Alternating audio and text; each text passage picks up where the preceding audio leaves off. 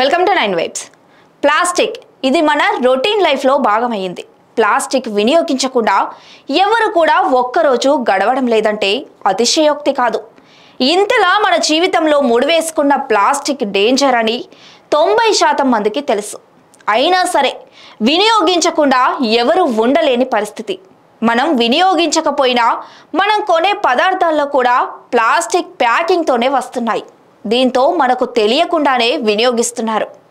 అయితే వీటిల్లో మానవుల ఆరోగ్యానికి హాని కలిగించే ఎంతో హానికరమైన ప్లాస్టిక్స్ కూడా ఉన్నాయి. అవేంటో వాటి గురించి తెలుసుకుందాం పదండి.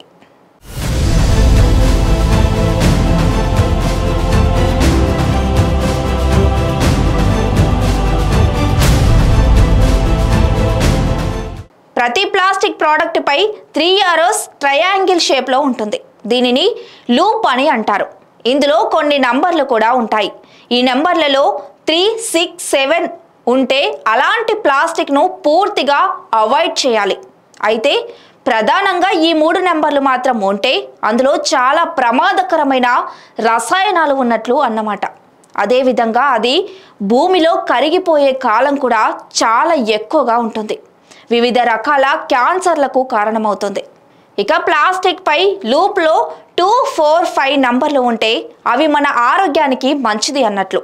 వాటితో ఎదురయ్యే ప్రమాదం చాలా తక్కువనే చెప్పాలి. ఈ కోడ్ ఉపయోగించడానికి సేఫ్ అని అర్థం.